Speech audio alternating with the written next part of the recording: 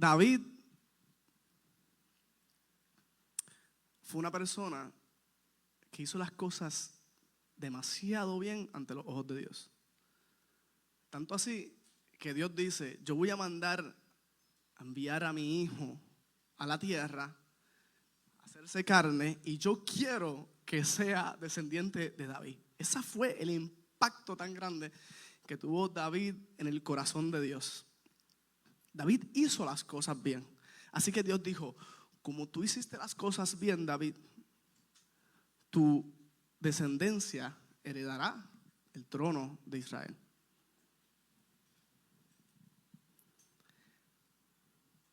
Le sucede su hijo Salomón. Y Salomón, a diferencia de David, hace las cosas mal delante de los ojos de Dios.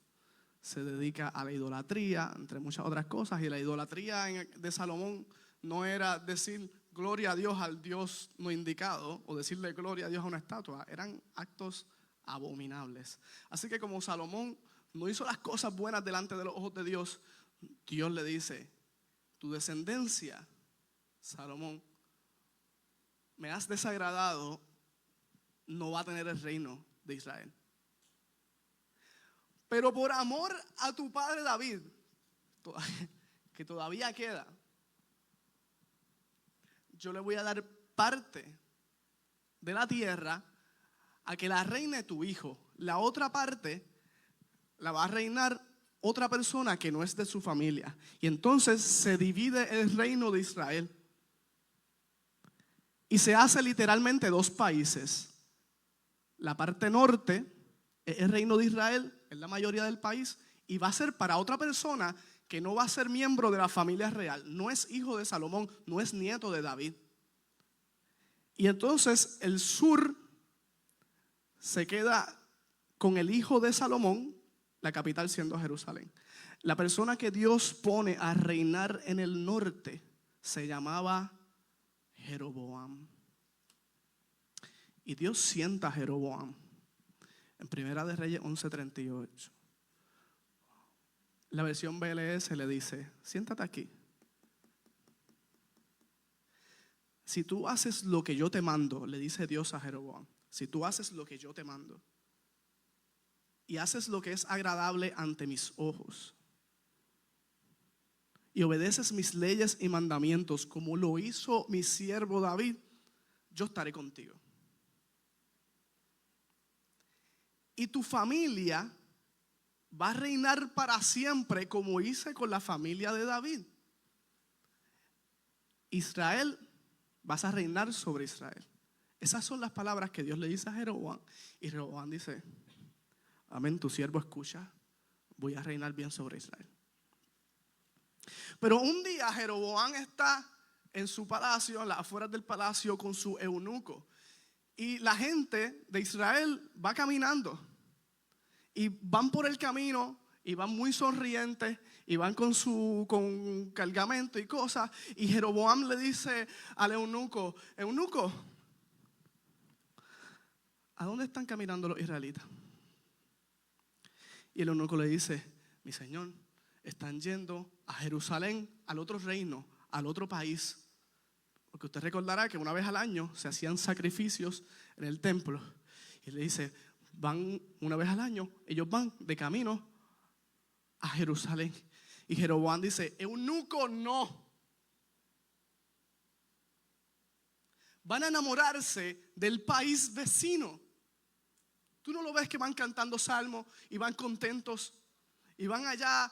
Cuando ellos vean los montes de Jerusalén, se van a alegrar y se me van a quedar allá. Y entonces yo como rey les doy todo, pero hay algo que no les puedo dar.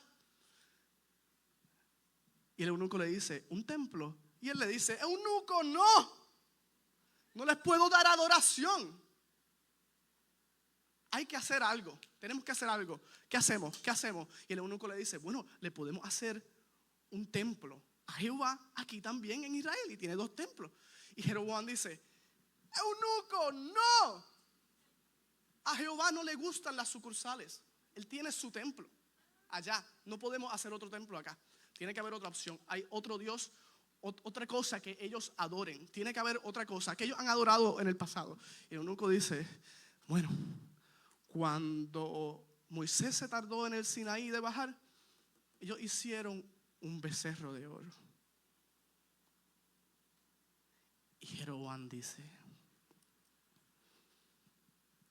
Eunuco, no. Que sean 2 becerros de oro. Y nace en el corazón de Jeroboam lo que yo llamo pecados estratégicos. El pecado de Jeroboam no nace de un corazón que sea idólatra. El pecado de Jeroboam nace de una mente que racionaliza que si se sale un poquito de cómo Dios dice que haga las cosas, le conviene más. Es una mente que dice, yo me evito este dolor si yo hago las cosas a mi manera, porque yo sé de esto.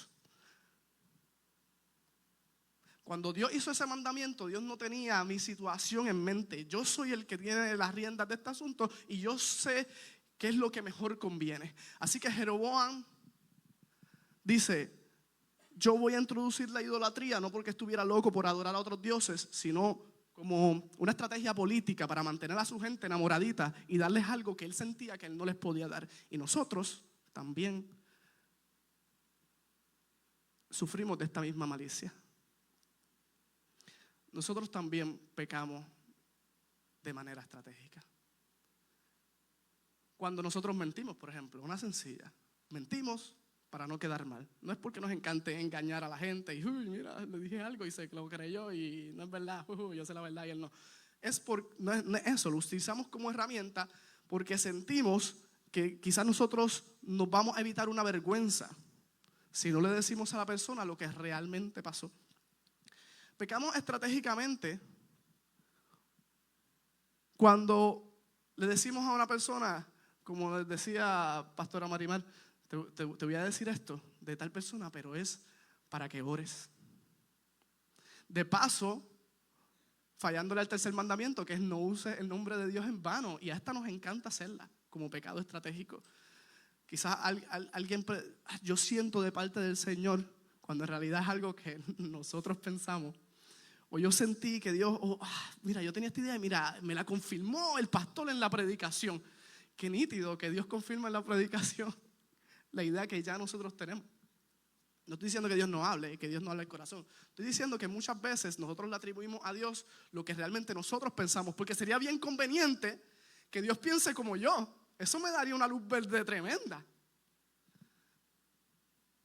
Peca estratégicamente el esposo que no siente que su esposa le cumple sus expectativas íntimas.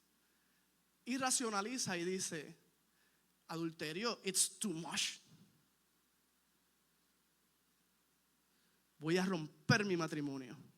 Voy a romper el corazón de mi esposa. Y dice, yo voy a consumir pornografía. No es lo que Dios quiere, no es lo mejor,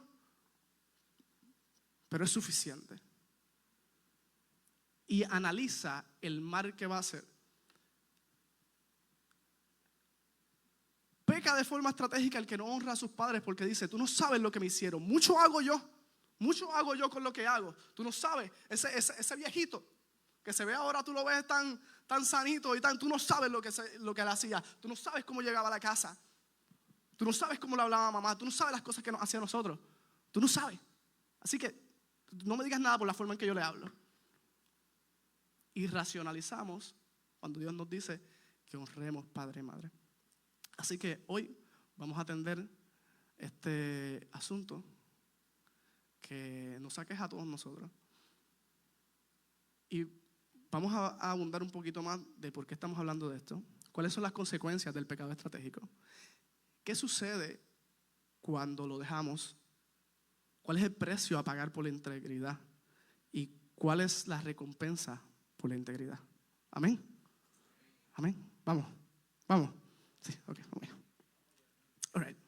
Bien, primero, ¿por qué estamos hablando de esto? Porque yo me debatí mucho Y yo hablo con Pastor Benny, porque yo tengo las peleas a veces yo peleo con los mensajes y peleo con las ideas. Y yo decía, pero ¿por qué yo me voy a poner a racionalizar y a hablar sobre el pecado? No se supone que uno diga, el pecado es pecado y no se comete y ya. Porque yo estoy separando una categoría y vamos a hablar de eso. Y un día estoy haciendo un trabajo muy trabajoso.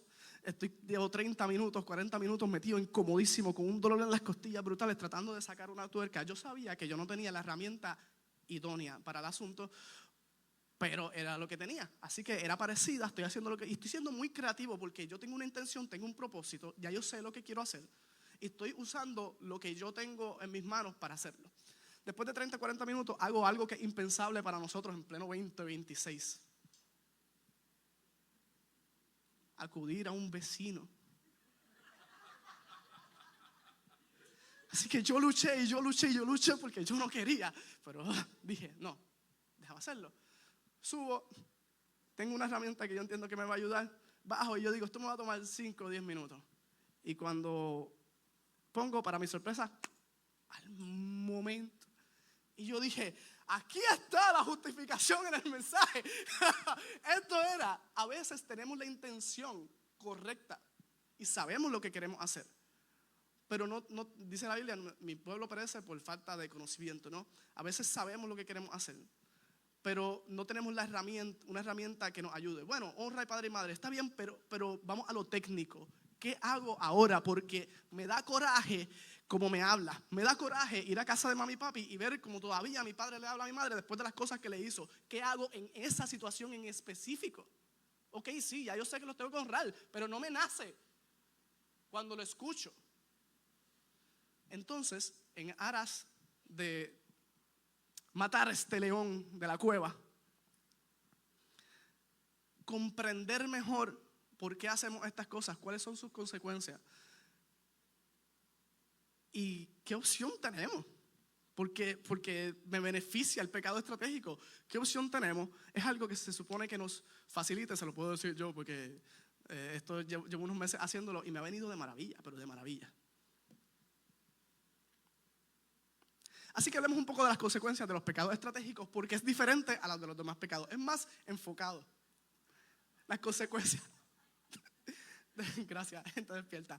Las consecuencias del pecado estratégico son más enfocadas que las del resto de los pecados. La paga del pecado es.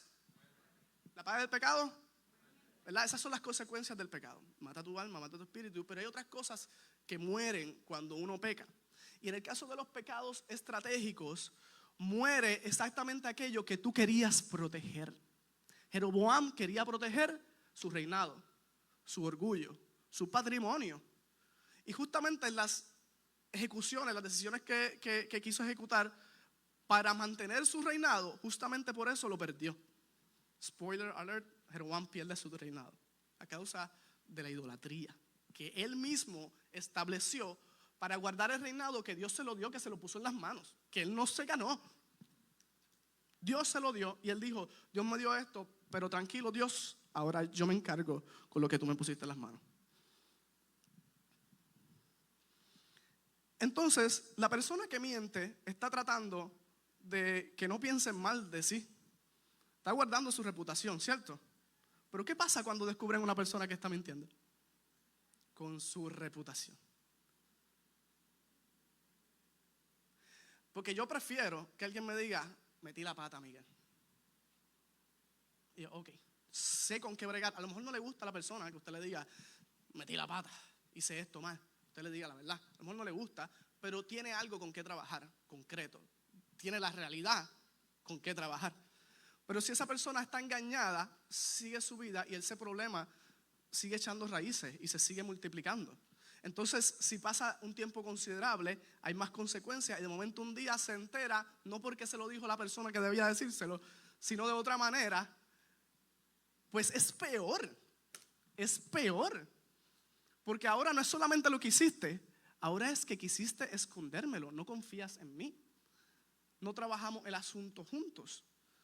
Me escondiste información que yo necesitaba para tomar decisiones. Me privaste a mí de información que me iba a ayudar. Entonces, se quiebra la reputación de esa persona que precisamente procuraba guardarla. Cuando una persona le atribuye a Dios pensamientos como voz de Dios que la misma persona tuvo, infringiendo el tercer mandamiento, no usar el nombre de Dios en vano, esa persona quiere poner, digamos así, a la cañona la voz de Dios que entre por donde uno quiera. ¿Y de qué se priva esa persona? ¿De qué se privó? ¿Me pueden decir? ¿De qué se privó? De escuchar la voz de Dios. En el proceso de yo decir, yo quiero que tú pienses así, elimino que Dios quería que yo pensara de esta forma, porque yo no estoy escuchando, no estoy atento. Entonces utilicé un pecado estratégico para moverme y ser más eficiente, pero siguiendo la voz mía no soy más eficiente que siguiendo la voz de Dios. Y estoy matando justamente aquello que estoy procurando defender. El marido que le es infiel a su esposa a través de internet, justamente está rompiendo la intimidad que está tratando de recrear. La persona que murmura, la persona que habla mal del otro para que te cuide. Te lo digo esto para que te cuides. Si yo te digo información que tú no tienes valiosa, para que te cuides, ¿qué tú me dices? Gracias. Y entonces tenemos la forma de disfrazar el pecado de una forma que la otra persona te agradezca. Me estás manchando el corazón. ¿A usted le han dicho alguna vez algo de una persona que a usted no le interesaba escuchar y que usted no preguntó? Y aunque usted diga, yo soy una persona íntegra, de momento cuando usted ve a esa persona lo que piensa es en lo que le dijeron. Entonces le contaminaste el corazón a una persona. Pero la persona te dijo gracias, porque se lo disfrazaste de una forma que la persona entendía que le estabas haciendo un bien. No, le estabas haciendo un mal. Estabas matando justamente lo que estabas tratando de defender. La persona que no honra a su padre y su madre porque entiende que ellos hicieron las cosas mal y no se lo merecen, y yo soy el que dicto aquí la justicia de cómo se deben hacer las cosas y soy la víctima.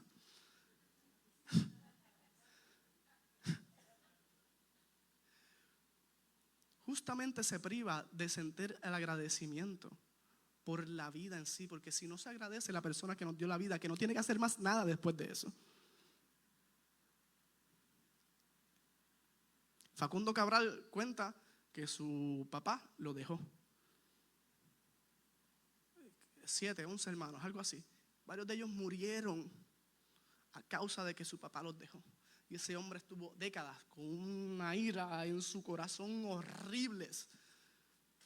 Y su mamá, él dice que su mamá siempre le dijo, el día que tú veas a tu papá, dale un abrazo. Él decía, pues ¿cómo va a ser? Y un día, que creo que tenía 40 y tantos años, después de hablar en un teatro, cuando sale el backstage, ve a un anciano que nunca había visto y él supo que era su papá. Se acordó de las palabras de su mamá y lo que hizo fue darle un abrazo.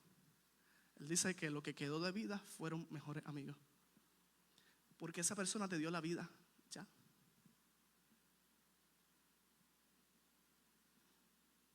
Sí es bueno entender, a lo mejor yo tengo estos malos hábitos, estas malas costumbres, esto, aquello, porque lo saqué de papi o lo saqué de mami. Sí, eso es bueno saberlo para usted, trabajar en usted y eso, ¿verdad? Pero recriminarle a una persona que te dio la vida, te dio la vida. No, me la dio Dios, sí. Dios a través de quién, no. Te voy a dar $100 y no voy a esperar que, ¿verdad? Gracias, ser agradecido. Entonces, procurando ser justo, eres injusto, porque no agradeces a la persona que te lo dio todo. Entonces, las consecuencias del pecado estratégico es que justamente va directo, enfocado, justo aquello que está tratando la persona, que estamos tratando nosotros de proteger. ¿Qué pasa? Que entonces nosotros decimos, ok, bien Miguel, me convenciste. Voy ahora a eliminar mis pecados estratégicos y no voy a cuadricular como servirle a Dios. Ahora voy a hacer las cosas íntegras. ¿Qué viene después? ¿Qué viene después de hacer las cosas con integridad? Ocurre algo que los naturópatas llaman crisis curativa. Frank Suárez explicaba que cuando usted dice voy a hacer una limpieza profunda en mi casa, las gavetas empezaban a verse, eso está nítido, se puede comer en la gaveta, mira, nítido, está todo ordenado, muy bien, pero cuando usted se vira, ¿qué hay afuera? un desorden descomunal. Entonces, Fran Suárez decía, cuando usted entra orden a su vida, sale desorden y usted se llena de desorden. Usted ha hecho una limpieza profunda y pasan 2 o 3 días que está todo el mundo de mal humor en la casa. ¿A alguien le ha pasado eso? No, está bien, a mí solamente. Y uno está, ¿por qué? Porque uno entra a la casa y está todo, y tengo esto pendiente, pero no puedo ahora porque estoy haciendo ahora, ¿verdad? El orden saca el desorden. Y aquí hay que validar algo. Viene con el próximo punto. Ese pecado estratégico te da una recompensa. Vamos a decirlo tal cual. Yo no voy aquí a decir porque estoy hablando la palabra de Dios y estoy hablando de esto. No, el pecado te da una recompensa. Si no, este pecado no existiría. Algo te da. El asunto es que, como vimos en las consecuencias que te da son mucho más terribles y pesan demasiado por encima que la recompensa. Entonces uno dice, pues ok, gracias a esas consecuencias voy a dejar de cometer los pecados estratégicos, pero ahora te quedaste sin la recompensa también. Entonces ocurre algo interesante, comenzamos a pagar el precio de la integridad. Y yo dije, vamos a ver en la Biblia, porque ya Jeroboam se nos guayó, ¿verdad? Jeroboam se vio tentado a resolver las cosas a su manera, contrario a lo que decía la voz de Dios, perdió justo lo que estaba tratando de proteger. Ok, vamos a ver entonces en la Biblia qué persona se ve en un proceso en donde tiene que quitar su integridad para resolver la crisis que tiene en el momento. Estoy haciendo una pregunta ahora abierta. ¿Alguien me puede decir algún ejemplo?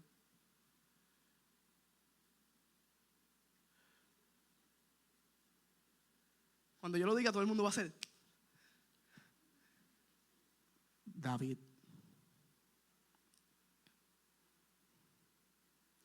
David, Saúl lo está persiguiendo para matarlo. Volvemos, él es el GOAT.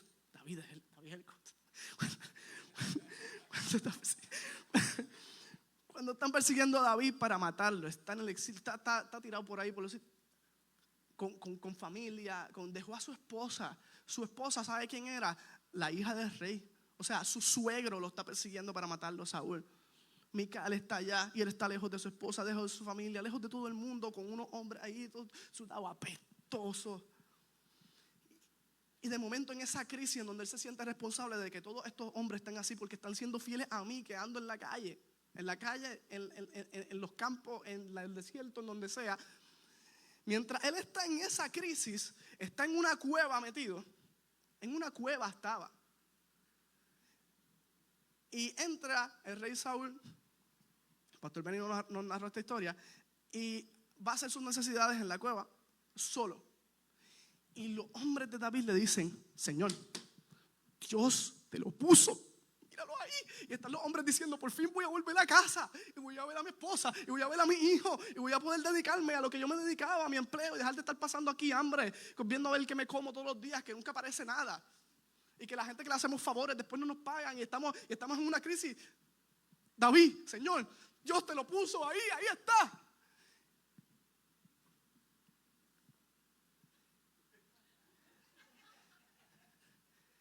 Y usted se imagina la decepción, el balde de agua fría para esos hombres cuando David dice, Dios me libre a mí tocar el hombre de Dios. Come on. Nosotros estamos aquí por ti, tú estás a cargo de nosotros. Tienes una oportunidad de sacarnos de aquí y de verdad, tú te vas a poner espiritual ahora.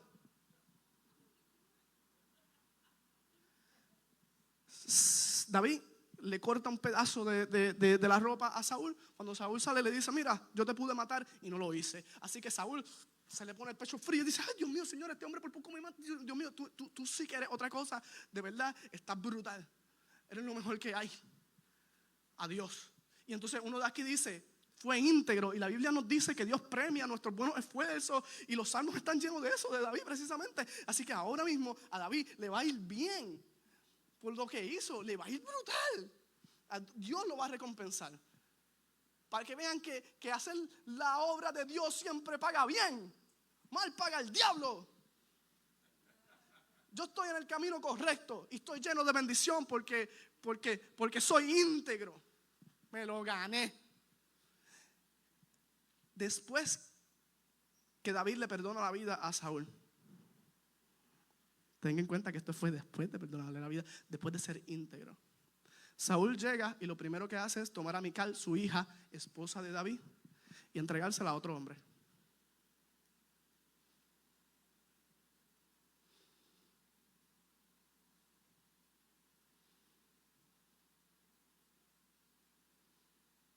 Suceden muchas cosas más. Así que uno dice, mano, en esa oportunidad que tuve, que Dios me puso, pues yo hubiera tomado las cosas en mis manos como hombre de la casa y me hubiera dedicado a salirme de esta crisis, a sacar a mi familia de la crisis a mi manera, porque Dios no me cuidó. Así que una segunda vez David se ve frente a Saúl, está en la tienda, Saúl está durmiendo, tiene una lanza al lado y el hombre fiel, fuerte, corajiento, rudo, tiene que ser un animal, porque ese hombre le dice a David, David, hay una lanza al lado de Saúl. Tú me lo dices, no te tienes ni que ensuciar las manos tú. Tú me lo dices y yo de un solo golpe le quito la vida a este hombre. ¿Usted se imagina con el desespero que le tiene que haber dicho eso? Nuestras familias están por allá. Tú dímelo que de una yo le quito la vida. Y David vuelve otra vez, hombre terco.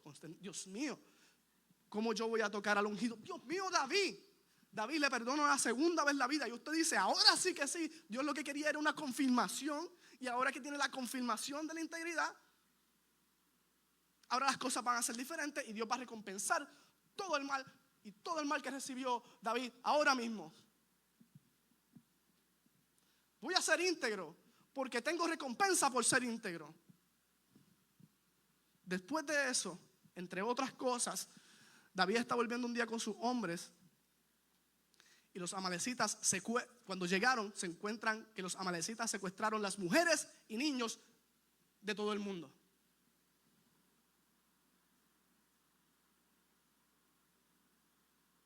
Hubiera sido tan fácil evitar toda esa tragedia. Los hombres se tiraron al piso a gritar. Se escuchaba a 2 kilómetros de distancia. Y los hombres, ¿qué le decían a David? Por tu culpa. Tú que nos tienes aquí metidos, tú que lo que tenías que hacer era eliminar. ¿Cuántos hombres no hemos eliminado? Elimina uno más y nos quitas esta crisis.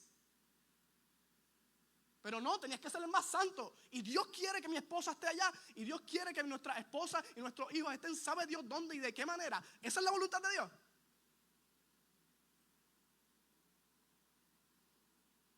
Así que la serpiente decía, así que Dios te dijo, ¿verdad?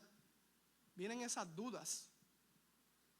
Porque el pecado estratégico no nace de la nada, nace de situaciones reales, nace de complejos, de dolores, de sufrimientos que de verdad existen, que de verdad aquejan, que no los queremos. Y Dios se empeña en decir que no lo hagamos de esa forma, pero es capricho de Dios. Así que vamos a ver qué recompensa tuvo David acerca de la integridad. Y vamos a atender un poquito lo del precio. No hemos terminado con el precio. Pero después de que suceden estos acontecimientos, a causa de David ser íntegro, después que David recibe el reinado, después de recibir el reinado, David conquista Jerusalén, unifica el reino, le trae paz, una paz que Israel no había visto nunca y una prosperidad. Paz, prosperidad que no había visto nunca y que después nunca más volvió a ver como la vio en ese tiempo. La era dorada se creó gracias a David.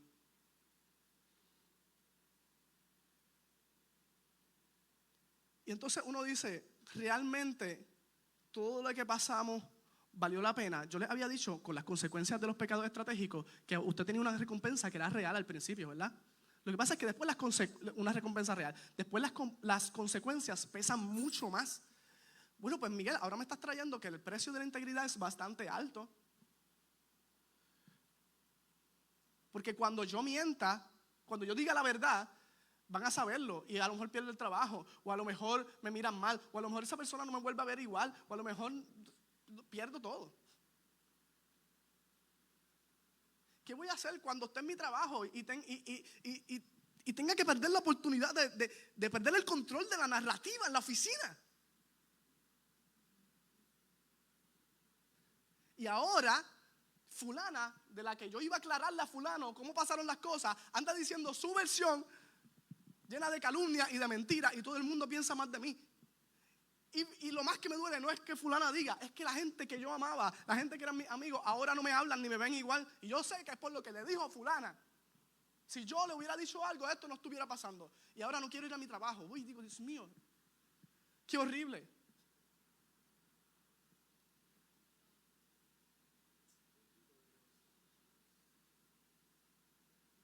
Hay un precio real por la integridad y tampoco se los voy a maquillar. Existe un precio real a pagar por la integridad. Y David no tuvo la recompensa right away. Y de hecho, las recompensas tampoco borraron mucho del mal y el dolor que sufrió y padeció a causa de ser íntegro. Sin embargo, les tengo otra recompensa de la integridad brutal que sucede gracias a que David guardó su integridad. Dios dice y promete, después que David fallece, yo voy a restaurar el tabernáculo. Carlos, por favor, gracias. Yo voy a restaurar el tabernáculo de David algún día. Y yo quiero, hermano, sí, estamos hablando, y todo esto le sirve. Yo empecé diciendo que esto eran herramientas que nos iban a servir, ¿verdad? Esto es muy teórico y eso, pero yo quiero que por un momento usted caiga en cuenta del peso espiritual que tiene este asunto. Y que usted perciba que Dios está queriendo hacer algo hoy con su vida. No solamente aquí de entendimiento. Estamos hablando estos meses de Santiago, ¿verdad? Que es poner por obra. El Espíritu Santo quiere transformar algo aquí adentro con nosotros hoy. Escuche esto. Amén. Aleluya. Cuando están teniendo la discusión, los apóstoles tuvieron una discusión muy fuerte sobre si dejaban que la gente que no era judía, que la gente que no era israelita, entraran a la fe. Mira la discusión que ellos tenían, qué interesante. Y nos llamaban gentiles, como que esa gente, el resto, los gentiles. Y tenían una conversación muy dura, muy feacia, muy.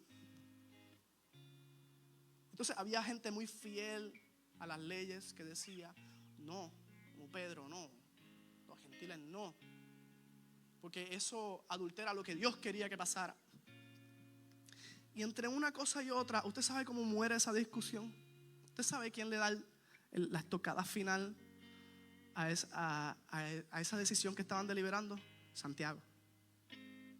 Santiago en Hechos 15 se para y se dice, ustedes no se dan cuenta. Cuando Dios dijo que Él iba a restaurar el tabernáculo de David, aleluya. Este fue el hombre que padeció, recuerde. Este fue el hombre que su esposa se lo entregaron a otro. Este fue el hombre que estuvieron persiguiendo. ¿Sabes cuántas veces él tuvo que haber sentido un miedo que se descalabraba? Este fue el hombre que llegó y no estaban sus mujeres y su hijo. Y Santiago dice, ese hombre que sufrió y pagó el precio más alto por la integridad, el tabernáculo que después logró hacer ese hombre, Dios quiere restaurarlo. Y ustedes no se dan cuenta que cuando Él dice que lo quiere restaurar, se está refiriendo a que Él quiere que los gentiles entren. El tabernáculo de David tenía algo muy diferente al tabernáculo de Moisés que le precedió, que vino antes, y al templo de Salomón que vino después. Al tabernáculo de Moisés no podía entrar cualquiera. Y había un velo. Y a ese velo entraban los sacerdotes una vez al año. Lo mismo con el de Salomón. El de David no era así. Aleluya. El de David no era así. Allí no había velo. Allí el arca del pacto estaba en el mismo centro y todo el mundo podía pasar por allí. Los sacerdotes lo veían 24/7 mientras estaban cantándole a Dios. Y quienes la guardaban, muchos de ellos no eran israelitas. Para el que haya escuchado algo, usted recordará, algunos de ustedes, que antes, cuando David es el que busca el arca, by the way, del pacto, y la lleva a la casa otra vez. Y cuando lo está llevando, la deja en casa de un fulano. Y ese fulano, Dios lo prospera tremendamente el tiempo que el arca está allí. Usted sabe que ese fulano era filisteo. Pero el corazón de David era diferente. Porque si fuera por justicia, ninguno de nosotros estuviese aquí, porque ninguno de nosotros lo merece. Dios nos bendiga con un gran alto grado de culpa y vergüenza. Que la gente por ahí dice, no, la Biblia da culpa y vergüenza. Amén. La necesitamos. Y ese es el principio del evangelio. No somos buenos. Pero ¿qué dice el evangelio? Que David entendió siglos y siglos y siglos antes. Esto es para todo el mundo. No importa quién tú seas, no importa de dónde tú vengas, no importa cuál haya sido tu pasado. La presencia de Dios está aquí para ti. El padre del hijo pródigo no dijo, deja ver cómo tú vienes, o qué tú hiciste, o cuánto te queda.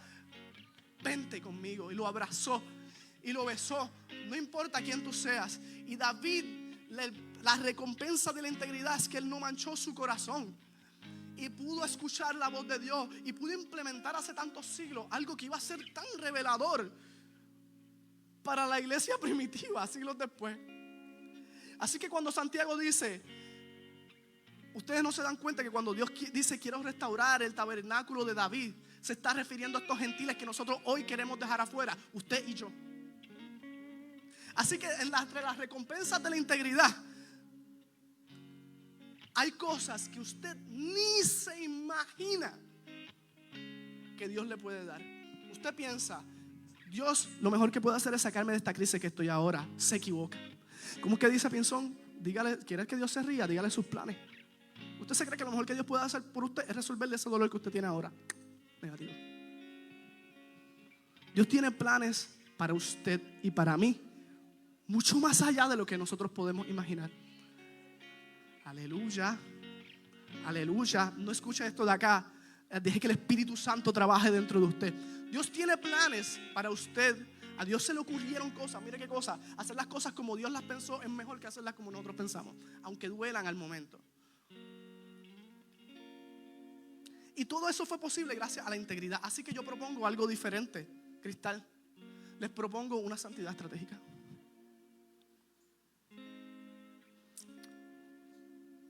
Y yo dije que esto era una herramienta, ¿verdad?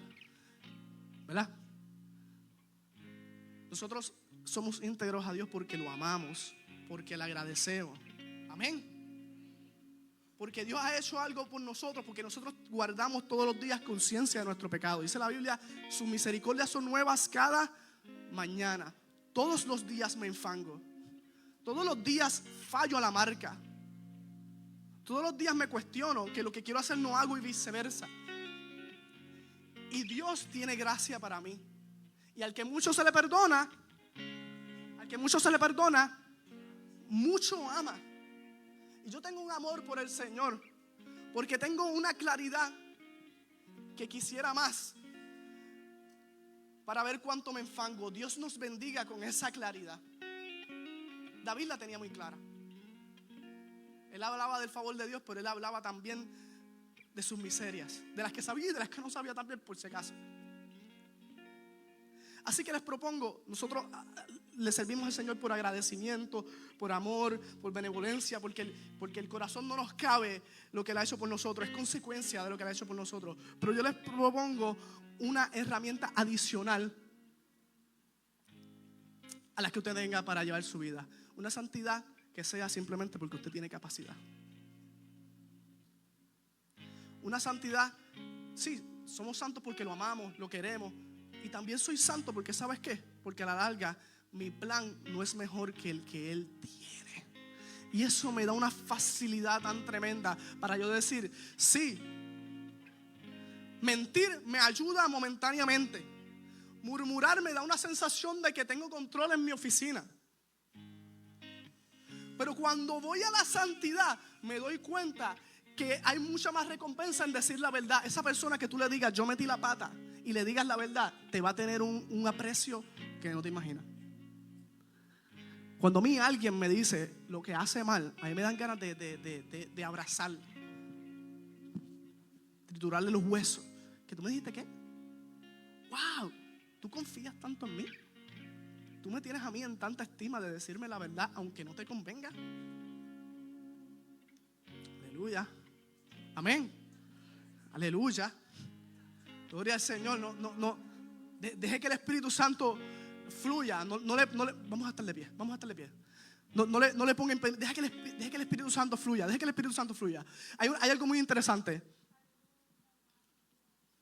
La persona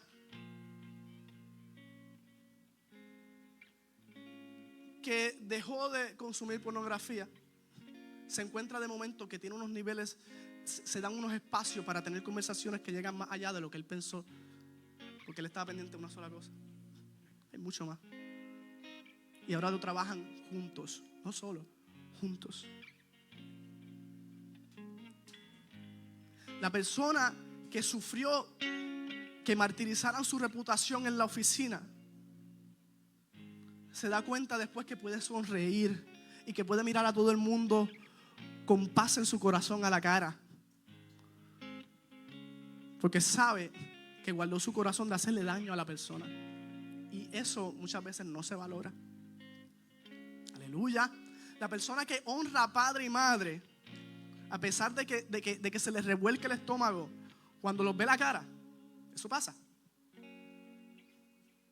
Después se encuentra con una paz y un amor por todo el mundo que es muy difícil de describir. Porque le dejo saber que como usted se comporte con sus padres dicta la mayoría del comportamiento que usted tiene con las demás personas. Y de momento nos damos cuenta de algo bien impresionante. Adiós, mira, yo hacer la voluntad de Dios resultaba que no era capricho, era mejor que yo seguir mis planes.